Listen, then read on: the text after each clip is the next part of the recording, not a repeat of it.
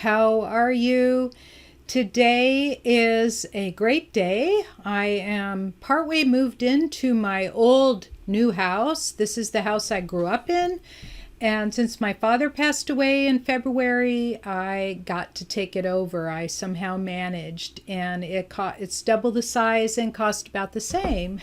So I'm very excited to be here again. So as you can see, I'm a little topsy-turvy behind me. I haven't quite set everything up. So today what I wanted to talk about is the language that you use, specifically the kind of special buzzwords that we healers tend to use, and a substitute for them. I think I've already talked about that, but it is helpful when you're talking to your potential clients. So stay tuned to hear more. After interviewing hundreds of amazing healers like you on my podcast, I discovered their biggest challenges include not knowing where to get started to build their healing practice, build their practice so they can attract a stable income to support themselves, and that their advertising efforts seem like a waste of time and money. I had these same frustrations during my 30-year healing history. When I finally retired as a physics professor, I needed to replace my 6-figure salary fast. As a highly sensitive introvert, I couldn't use typical sales techniques. Instead, I developed a 3-step system that replaced my income within 5 months. I've helped others develop their successful healing businesses with this system, and I can help you too. I'm Dr. Anastasia Chopelas. Listen in to discover more. Okay, I'm so glad you're here again. This is Dr. Anastasia Chopelas, and today I'm going to talk about the special words that we healers will use to describe our process. So the first thing that I want to say is that most people, when they are in need, are really not that interested in the process. They are more interested in the result. So some of them will ask you about your process, and I'll give you a couple of hints of what I say. But mostly they are more interested in what you can do for them. In other words, what's in it for me, right? It's the what's in it for me that's really important to your potential client. So if you start using words like chakra, for example, healers all know what that means. When my parents, before they passed away, I wanted to make them as comfortable as possible. And I had brought them to my healing teacher, and she started using that language, and my parents both looked at me, and they're well educated. They both looked at me and said, "What is she talking about?"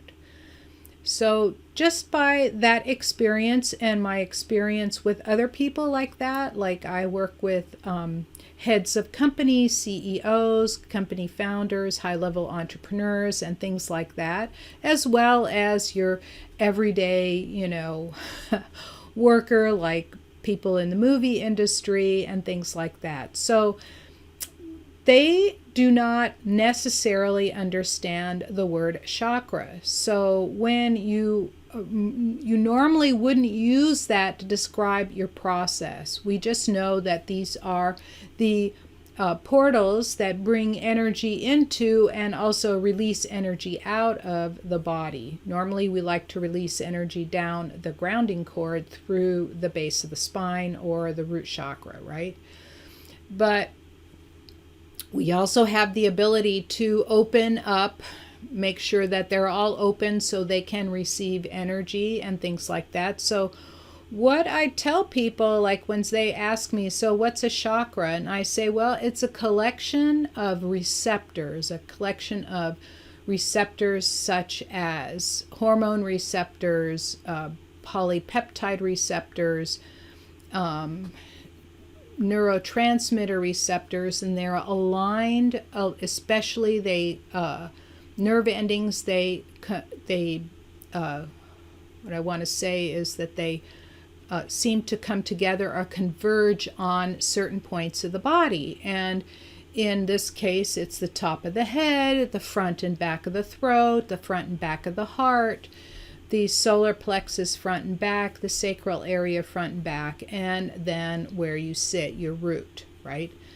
And so as I describe that to them, they go, oh, that makes sense, right? And it's the same thing with all of the acupuncture points. That's where the nerve endings come together, and that there are a series of receptors in those areas too. And receptors can receive and also transmit or emit, right? So knowing this, right, that there's a scientific basis behind it and that you can explain it simply when people ask. But in my opinion, it's better not to use that. Instead, and the other words that we commonly use are things like meridians. I substitute energy channels for that. Aura, right? I use energy field, right? Because there is an energy field around us.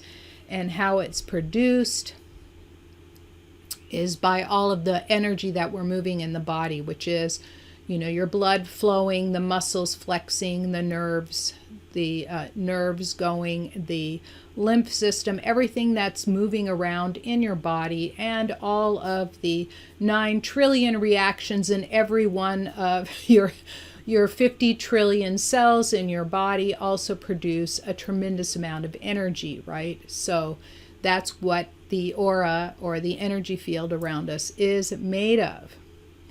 And so then when somebody says, well, how can you heal me when you're sitting, like I'm sitting here in the Los Angeles area and I have a client in Australia, for example, she says, how can you heal me when you're sitting over there? And rather than say, well, I use long distance energy healing, or I use distance Reiki, or I use, whatever technique that you are using, I just say it's a quantum effect. And usually that's satisfying enough.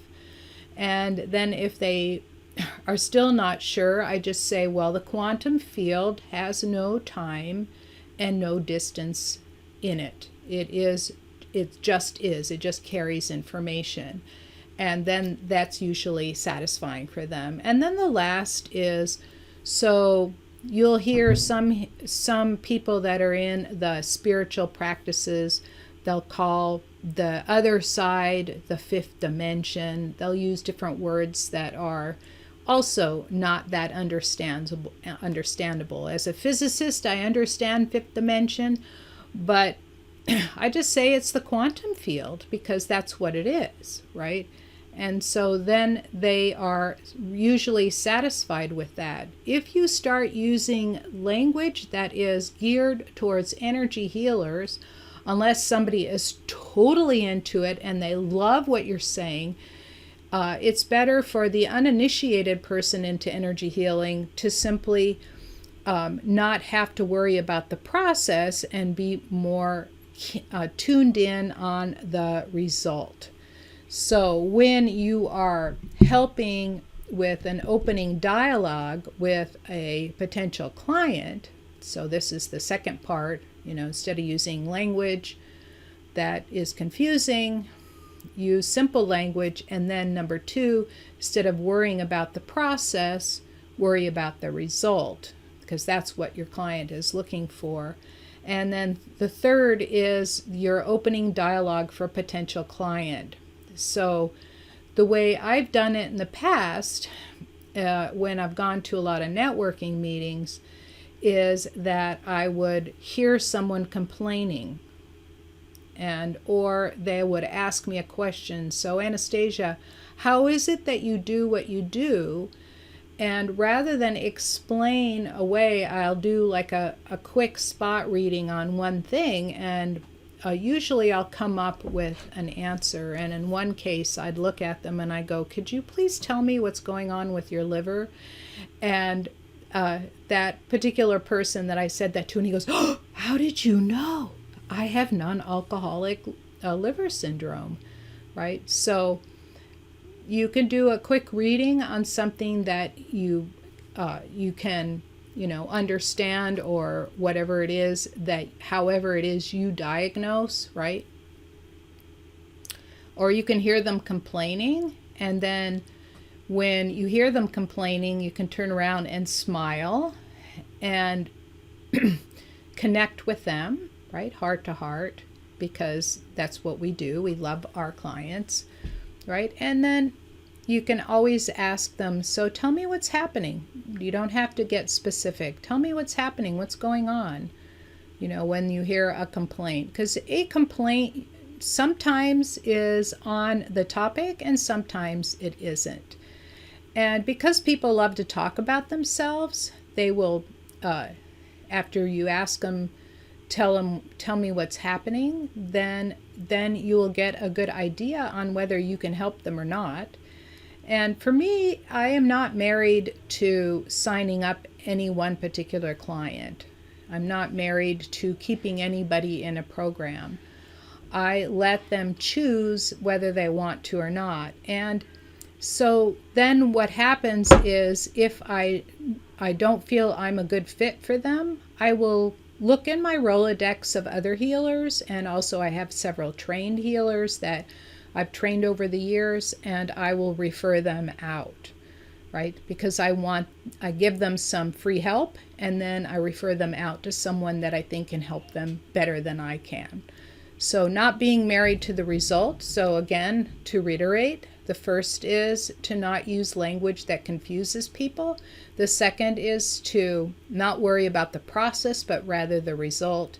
And the third is, when you hear a client in need, ask them to talk about themselves, and then you can decide whether you are the one to help them or whether you can refer them out. And my personal preference is that I help everyone that reaches out to me, no matter whether they become a paying client or not, because the referrals really help. And I'll tell you why. That I did a free 15-minute session for somebody, and it was so momentous for that person that she has referred thousands and thousands of dollars of paying clients to me, and she still refers people to me because I helped her when no one else could. She went to several healers over a year's period, and I was the only one that could help her, and I helped her in a matter of 15 minutes. And that's because she and I connected in the way that we needed to connect. We were similar frequencies, and the problem was solved. Okay, that's all I have for today, and I will see you in the next video. Thank you so much for spending your time with me. If you found this message helpful, please subscribe to this channel, give me a thumbs up or a 5-star rating, and share it with your friends. To discover more about the 3-step system for attracting a generous income as a healer or intuitive coach, sign up for free at www.highpaidhealers.com. I look forward to seeing you there and in the next video.